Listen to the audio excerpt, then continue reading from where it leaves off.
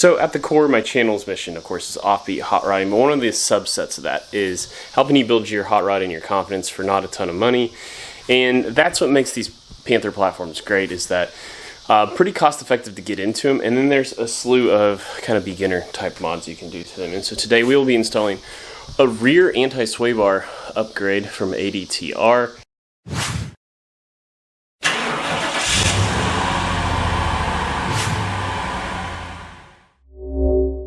And so I'm going to try to show you, like, if you don't have a ton of mechanic skills, if you can turn a wrench, like, this is a fairly straightforward thing you can do, and a great entry-level modification to help button up the suspension and get rid of that body roll. But hey, if you're meeting me for the first time, I'm Grant Tommy. This is Straight Six Van. Like I said, you're home for offbeat hot rodding. And so let's get into it. I'm going to try to lay out the tools you need. I'm also going to look at the clock. I think this might be like a 90-minute exercise for me. Of course, I'm going to be moving the camera around and all that things, but I'm going to keep track of time and let you know.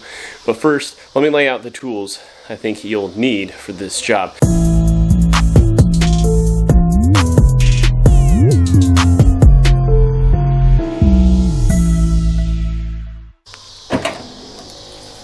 Alright, well, if you have a Lincoln Town car like me, the first thing you'll want to do is in here is a little switch to turn off the air ride suspension in the back. So before you jack this thing up, I didn't do this one time and basically deflated the rear bags. But now we can jack this thing up in the air and have a little more space to show you guys what's going on. Okay, a little PSA before you get the car up on jack stands like I have it now. Measure this length from this bushing to this bushing above the sway bar. I measured mine at ride height, so like before it's on jack stands at ride height, I measured 5 inches for me, and that will come into play when we put the new eye bolt in and the bushings and everything. So put that in your back pocket, and we'll circle back around to that here in a bit. With the car on jack stands, the first step is removing the factory rear sway bar, and we have the end link here, which is 13mm top and bottom, and then we have the axle housing U-bolt situation over there, 10mm. So we'll get those removed on both sides, and we'll be able to take it out.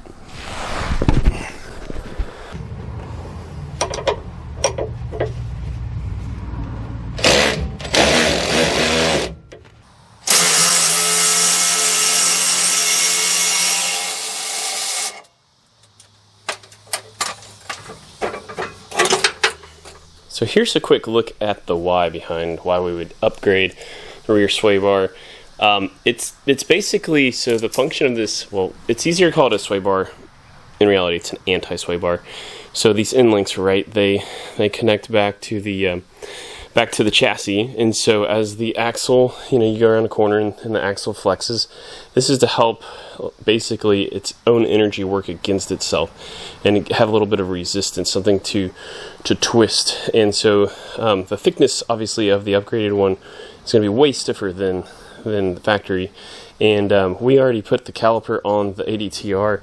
It's essentially 1 inch diameter. I think it's maybe 15/16, but let's see what the factory thickness is. So it is 9/16 of an inch, so picking up quite a bit of thickness. So anyway, we got to pop off these factory mounting clips. I think I said previously there were two 10mm, but there's one per side, and there's this little slotted receiver here. But we got to pop the metal out of the factory bushings. With the kit came new bushings, obviously, because there's a bigger diameter that they got to go around, and we got some lithium grease. So we will get those prepped, and it's basically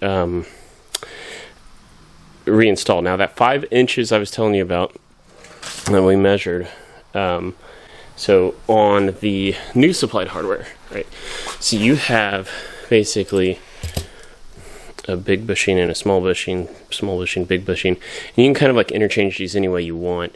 And so I measured, basically you want a small bushing and a big bushing together to get that same 5 inches.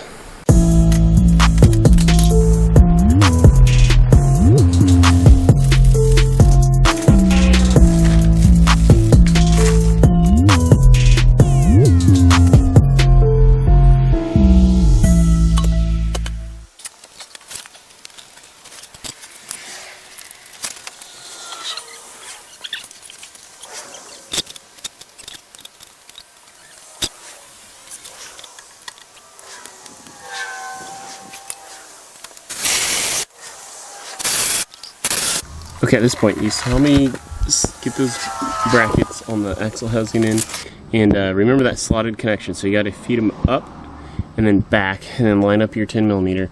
Those are tightened probably about 90% of the way, because what we're going to want to do is we're going to want to retighten everything once it's down on its own weight, but we also want to give ourselves flexibility to make this as easy as possible. So remember, you gotta be careful because the bushing order likes to fall off in this situation, but we have put that lithium grease on basically the ends of all these bushings as well. So we will get those fed up and we will get those started, and same thing, we may put the floor jack under the jack the axle up to simulate ride height a little bit to tighten things down, but it's just a slow and steady kind of process from here. Well, as Maroon 5 would say, just get it started in here. Then we'll go do the other side and slowly slap a little grease on this guy, but we want to make sure we don't work ourselves into a corner by tightening this side up first before we can feed through the other side. So let's go do that.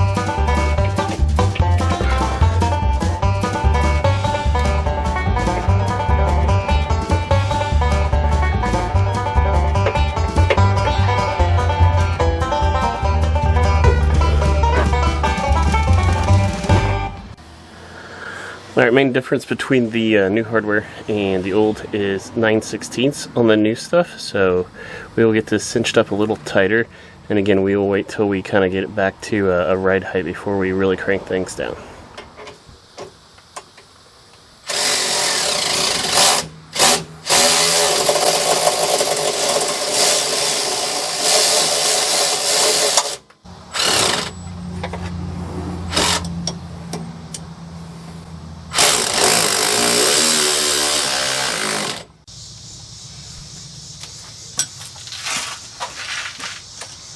So to be clear, I'm keeping the jack stands under the car, but we got the floor jack to where there's on the axle housing to where it just started to barely lift off of the where I had it resting. So it's pretty good simulated ride height, I think.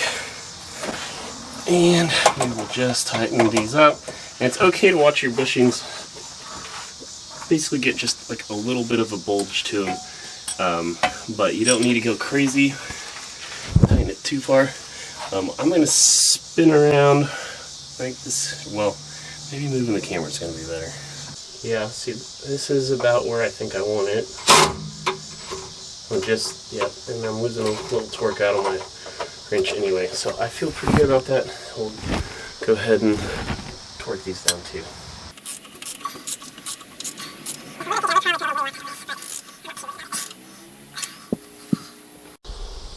So there you have it, it's back on the ground. If you have a Grand Marquis or a town car with the airbag suspension, remember to turn it back on and unchock the front wheels.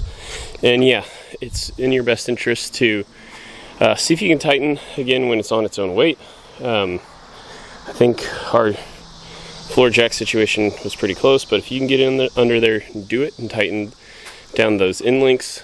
And yeah, I'm excited to see if I can, what difference I can feel like on the on-ramps and off-ramps and things like that. So really excited, but looking at my phone, hour 15 to do this.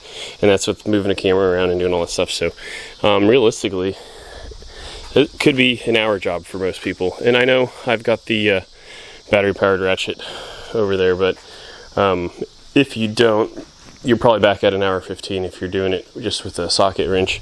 And I was lucky too, the previous owner must have kept the undercarriage washed pretty well. There wasn't a lot of corrosion I had to battle, so that's another thing that would be a variable there. But a can of PB Blaster 2 days ahead of when you're about to do this would go a long way. And so I still think hour 15 is a good time frame to playing around. But thanks again for tuning into my content. If you love the town car stuff, definitely subscribe if that's what brought you to the channel, because we got other town car content on here. Or at least like and comment. That helps the channel out anyway. So, but hey, I just wanted to say to all my 6 fans out there, thanks for watching.